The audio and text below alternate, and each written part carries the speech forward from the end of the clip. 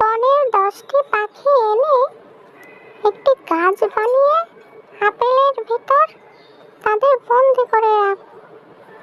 তারপর অমাবস্যার দিন তাদের মেরে ফেলে আমি হব অধিক শক্তিশালী।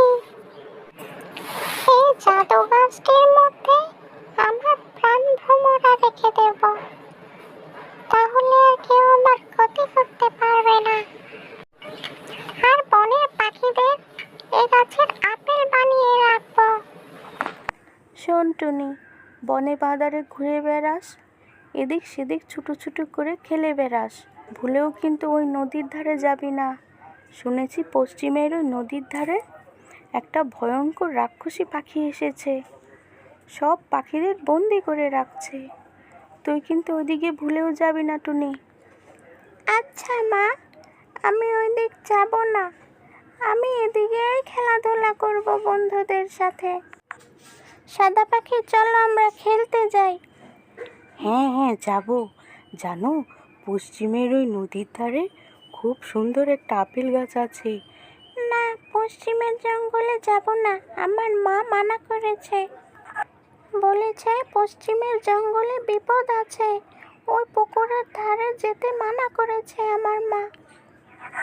কিন্তু আমি শুনেছি পশ্চিমের নদীর ধারে একটি সুন্দর আপেল গাছ আছে। চলো আমরা দেখে আসি, আপেল খেয়ে আছি।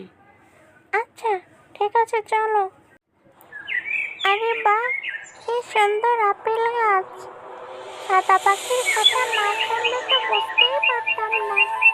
এদিকে না আসলে এত সুন্দর সুস্বাদু আপেল হয়তো খেতেই পারতাম না।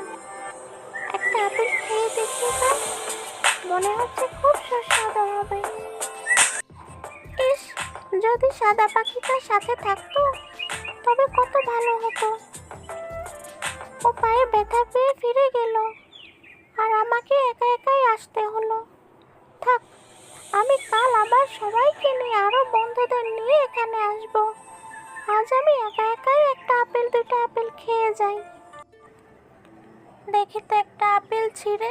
না না, আমাদের ছিল না। আরে, আপেল দেখি কথা বলে। না, আমরা আপেল না, আমরা তোমাদের মতোই পাখি।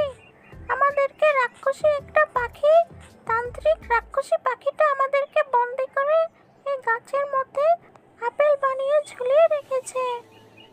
আমাদেরকে বাঁচাও। আমি তোমাদেরকে কি করে বাঁচাবো?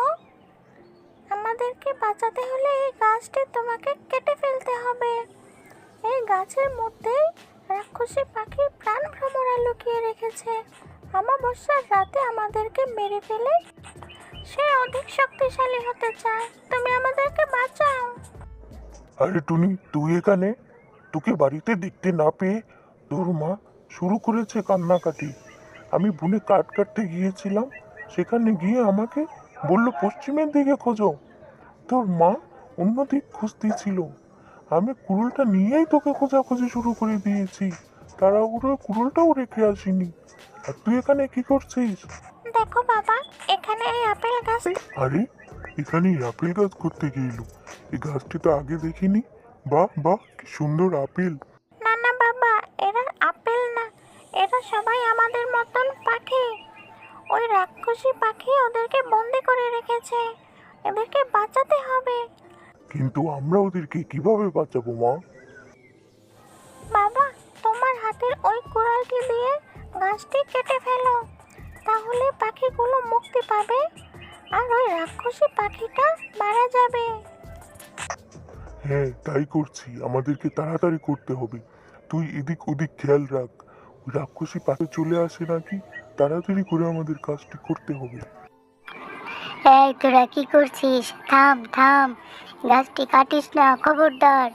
আমি কিন্তু তোদেরকে জাদুর শক্তি দিয়ে আপেল বানিয়ে দিব। থাম থাম। না বাবা, তুমি তাড়াতাড়ি গাছটি কেটে ফেলো, শুনবে না ওই রাক্ষসী পাখির কথা। আরে, আমার এমন লাগছে কেন? আমার দম বন্ধ হয়ে আসছে। এই তোরা গাছটি কাটবি না, খবরদার গাছে হাত দিবি না। তোমাকে অনেক ধন্যবাদ আমাদেরকে মুক্ত করার জন্য।